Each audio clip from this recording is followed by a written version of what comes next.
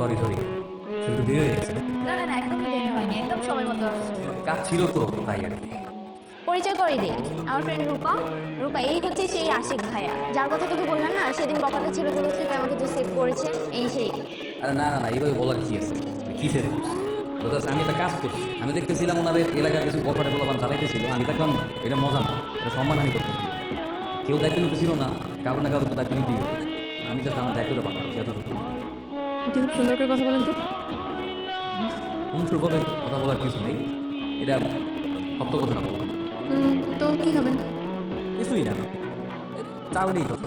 এটা কি চা খাওয়ার পরিবেশ? এখানে আপনি আসছেন আমার সাথে ফুচকা খেতে। এই যা ফুচকা অর্ডার। আচ্ছা তোর বস, আমি তোর অর্ডারটা দিয়ে আসছি।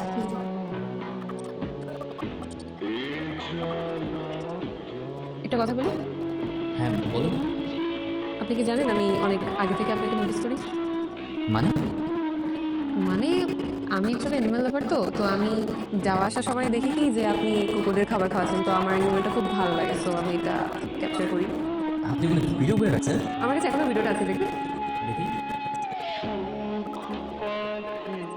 আরে ওই যে আমি ওই দিন ওই 12টার চাল ওই দিন গ্যারেজ এসেছিলাম না, তো আমি ওইদিকে গেছিলাম।